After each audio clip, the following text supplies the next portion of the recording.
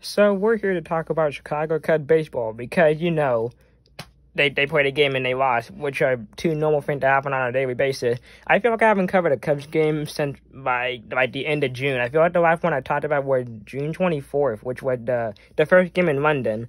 And I'm pretty sure that's accurate between having summer camps and the All-Star break. This is the first game I'm covering in the middle of July. So let's talk about what happened, because this was a normal script. The Cubs give a bunch of runs, and then they give the fans false hope. Like, they loaded the bases one time. One time they have, first and second or something like that. And they go on to lose. Yeah, normal stuff. If it's with the home run derby, okay? I thought that was in, Seattle, and Vladimir Guerrero Jr. and Randy Rose or anyone in it. But no, apparently, Rafael Devers was on it, and Cody Bellinger, and Yu Chang, and Justin Turner, and Adam Duvall. Yeah, they were all smashing home run. Yeah, this was not pretty. Did I forget anyone? The Red Sox had 6, and the Cubs had 2. So Cody Bellinger had the 2 solo shots. They were only solo shots. That's why we lost 8-3. And Devers had 2 solo shots. Good thing those were solo shots, because if people were on base, it would be a whole lot worse.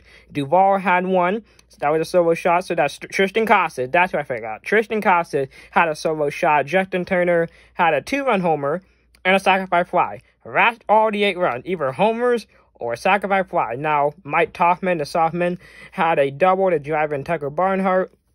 Yeah, that's where the 3rd run came from. Mike Toffman really underrated. Like, when he joined the Cubs, he wanted to first, oh, where we get you from? Where'd you come from? I didn't know you were on this team. But now he's like a steady producer on this team, and I absolutely love him. So, yeah, the Cubs lose 8-3. Nothing new. Brian Bayo gets the win. I love Brian Bayo.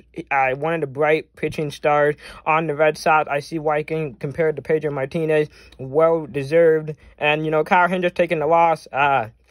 Yeah, I've seen starts by Kyle Hendricks like this one before. Well, not giving up super home runs to Rafael Devers for some reason, which I still think he should have been an all-star. But, that's beside the point.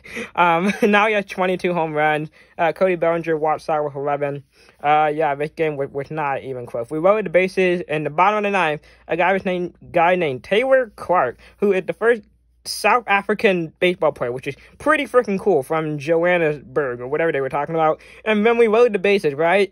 Mike Toffman's up, bottom of the 9th.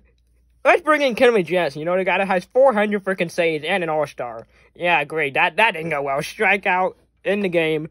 Nothing new. Cubs lose once again. Tomorrow we have Marcus Stroman going for us.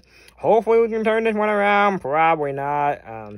James Paxton, that I just remembered. The Red Sox are starting James Paxton. Really liking James Paxton revitalizing his career, because I feel like he hasn't been good in 2+ years. So good for James Paxton.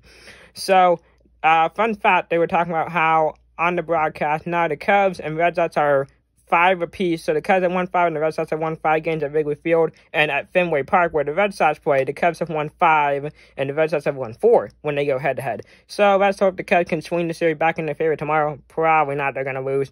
Also, I want to mention how I technically can watch the last 2/3 of the Cardinals game, because the Cardinals and the Nationals were going to play. That got postponed to the next day because we got through 3 innings, so that's being played tomorrow, along with another game, and then also the Dodgers and Mets on ESPN. So a bunch of different options of games I could watch and cover, so we'll see what happens for Saturday.